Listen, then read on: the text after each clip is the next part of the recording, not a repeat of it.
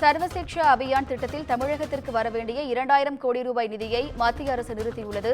மத்திய அரசின் PM Sri schools திட்டத்தை தமிழகத்தில் அமல்படுத்த தமிழக அரசு மறுத்ததால் 2000 கோடி ரூபாய் நிதியை நிறுத்தியுள்ளது. நிதி நிறுத்தத்தால் தமிழகத்தில் பள்ளிக் கல்வித்துறையில் செயல்படுத்தப்படும் பல திட்டங்கள் முடங்கும் அபாயம் ஏற்பட்டுள்ளது. இது தொடர்பான கூடுதல் விவரங்களை செய்தியாளர் கீதன் வழங்க கேட்கலாம். வணக்கம் கீதன், கூடுதல் விவரங்கள் என்ன பதிவு பண்ணுங்க? வணக்கம். குறிப்பாக தமிழகத்தில் பள்ளிக்கல்வித்துறை தமிழக அரசின் கட்டுப்பாட்டில் பள்ளிக்கல்வித்துறை, தொடக்க கல்வித்துறை உள்ளிட்ட அந்த துறைகள் செயல்பட்டு வருகின்றன. அதே போல மத்திய அரசின் நிதி உதவியுடன், அதே போல மாநில அரசு பங்களிப்புடன் மிக முக்கியமாக இந்த SSA எனப்படுகின்ற சமஸ்கிர சிக்ஷா திட்டம் என்பது, ஒருங்கிணைந்த பள்ளிக்கல்வி திட்டம் என்பது செயல்பட்டு வருகின்றது. இதற்கு மத்திய அரசு ஆண்டுதோறும் 3000 கோடி முதல் 2000 கோடி ரூபாய் அளவிற்கு நிதி ஒதுக்கீடு செய்து வருகின்றது.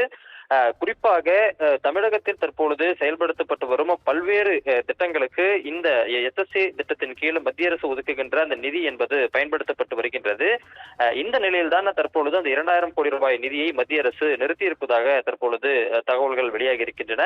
குறிப்பாக மத்திய அரசு நாடு முழுவதும் PM ஸ்ரீ ஸ்கூல்ஸ் என்கின்ற அந்த திட்டத்தை செயல்படுத்த முடிவு செய்துள்ளது. அது சில மாநிலங்களில் செயல்படுத்தப்பட்டு வருகின்றது.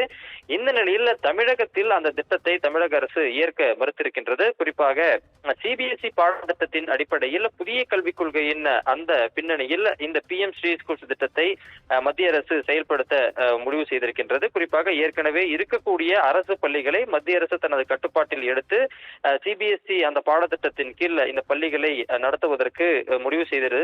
தமிழக அரசிடம் அனுமதி கேட்டது. ஆனால் தமிழக அரசு இந்த திட்டத்தை செயல்படுத்த மறுத்ததன் காரணமாக 2000 கோடி ரூபாய் நடப்பு கல்வியாண்டில் மத்திய அரசு ஒதுக்க வேண்டிய அந்த ஒருங்கிணைந்த பள்ளிக்கல்வி திட்டத்திற்கான அந்த நிதியை மத்திய அரசு நிறுத்தி இருக்கின்றது. இதனால் தமிழகத்தில் செயல்படுத்தக்கூடிய பல திட்டங்கள், குறிப்பாக பள்ளிக்கல்வித்துறையில் முடங்கும் அபாயம் ஏற்பட்டுள்ளது. கூடுதல் விவரங்களுக்கு நன்றி கீதன்.